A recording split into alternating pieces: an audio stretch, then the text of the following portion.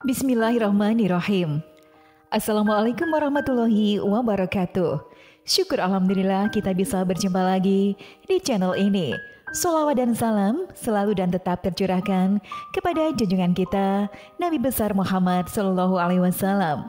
Allahumma sholli ala Sayyidina Muhammad wa ala ali Sayyidina Muhammad.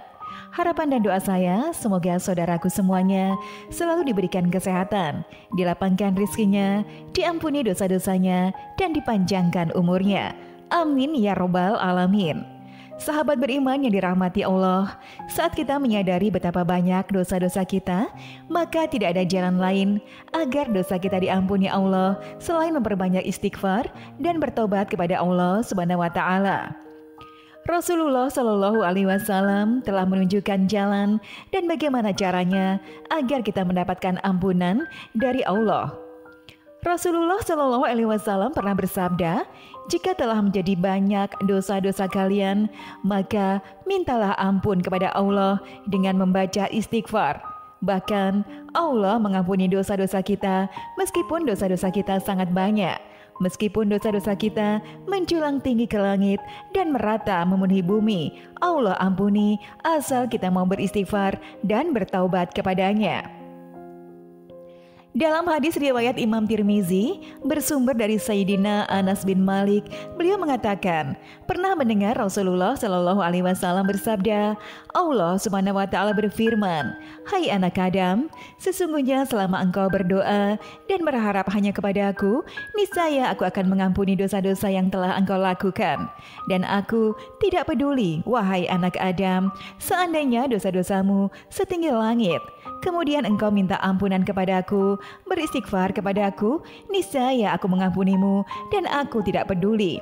Wahai anak Adam, jika engkau datang kepadaku dengan membawa dosa-dosa yang hampir memenuhi bumi, kemudian engkau bertemu denganku dalam keadaan tidak mempersekutukanku dengan sesuatu apapun, niscaya aku akan datang kepadamu dengan memberikan ampunan sepenuh bumi. Begitu dahsyatnya maha pengampunan Allah kepada kita, tinggal kita mau atau tidak melakukan tobat dan memperbanyak istighfar, mohon ampun kepadanya.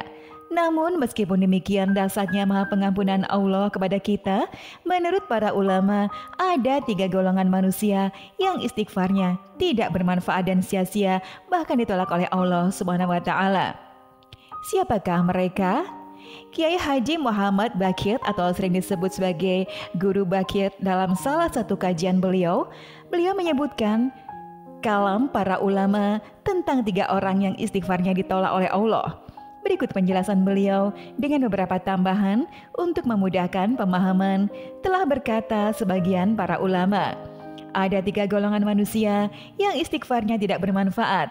3 orang yang rajin untuk membaca istighfar, namun sia-sia belaka, tak ada manfaatnya, tak ada pahalanya, bahkan ditolak oleh Allah Subhanahu wa Ta'ala.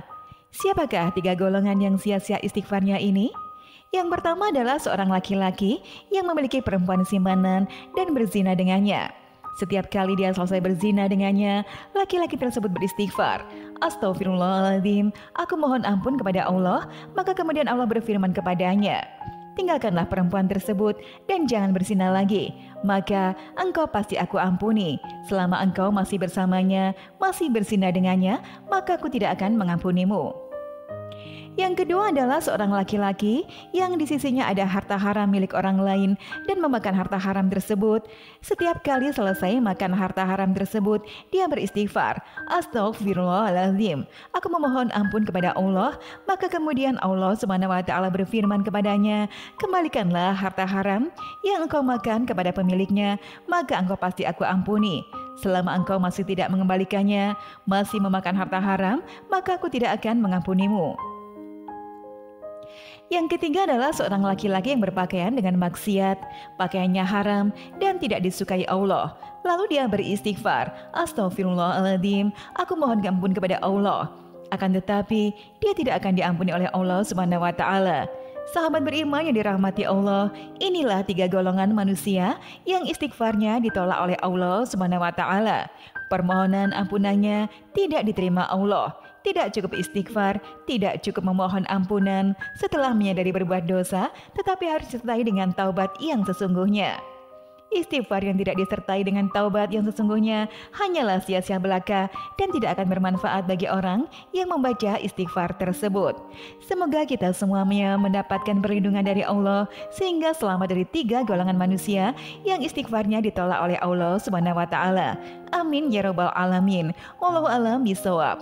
Demikianlah yang bisa saya bagikan. Semoga bermanfaat untuk kita semua. Wassalamualaikum warahmatullahi wabarakatuh.